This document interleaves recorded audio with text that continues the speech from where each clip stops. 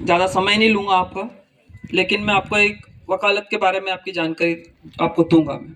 कभी-कभी क्या होता है क्लास में 2-3 लड़कियाँ बैठी रहती है, वो लड़के रहते हैं, तो आपस में एक डिस्प्यूट हो जाता है थोड़ा-सा, तो वो बोलती है कि तू इसकी तरफ मत बोल ज़्यादा। बोलती है ना ऐसा कि एक सहेली दूसरी सहेली की तरफदारी करती है, तू इसकी तरफ बोल रही है ना, इसकी तरफ मत बोल ज़्यादा। अब ऐसे में सामने वाली नाराज़ हो जाती है। बोले यार ये इसकी तरफ बोल रही है मतलब ये मेरी तरफ नहीं बोल रही है ना। तो वो एक शब्द यूज करती है यहाँ पर कि तू इसकी तरफदारी मत कर। अब ये तरफदारी शब्द जो है ये तो हिंदी, अब इसे वकालत की भाषा में कहते हैं पैरवी करना, कि तू इसकी पैरवी मत कर।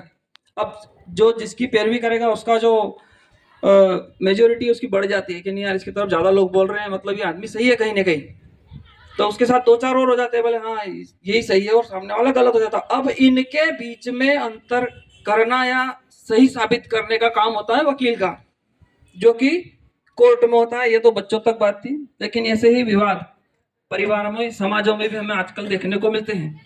तो मैं आपको ये कहना चाह रहा हूँ कि हम आज 12वीं में, कुछ यहाँ पर कोई 10वीं के बच्चे हैं जो आर्ट्स में, साइंस में, कॉमर्स में भी होंगे, तो वो आगे चलकर अपने करियर को कैसे आगे बढ़ाएं। देखिए सबसे सस्ता और सरल विषय है वकालत का, जिसमें आप 12वीं के बाद डायरेक्ट बीए एलएलबी का कोर्स जो गवर्नमेंट ने लॉन्च कर रखा है उसको करके आप अपने नाम की शोभा को एडवोकेट का पद लगाकर बढ़ा सकते हैं।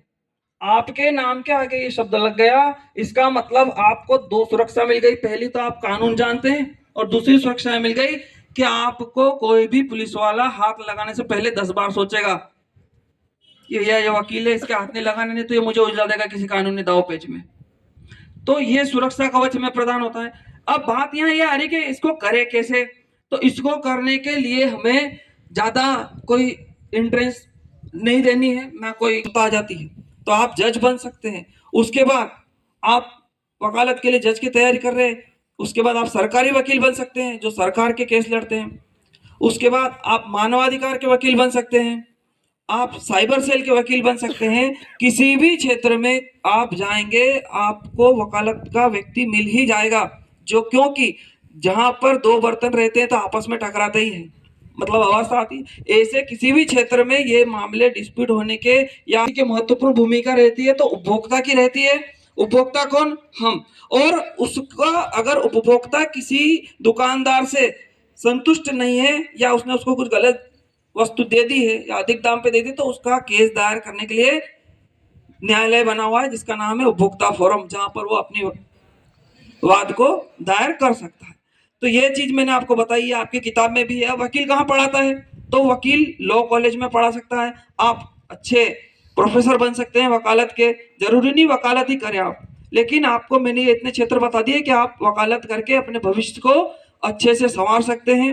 और इसमें कोई ज्यादा बड़ा खर्चा नहीं है, आराम से आप न्यूनतम फीस में अधिकतम ज्ञान अर्जित करके अपने पावर का, अपनी क्षमता का और अपने शब्दों का और अपनी कलम का अच्छा उपयोग करके लोगों को न्याय दिला सकते हैं और देश में अच्छी भूमिका अदा कर सकते हैं। बस यहीं तक मैं कहूँगा और धन्यवाद राणावत सर, आपने मुझे आमंत्रित किया उसके लिए।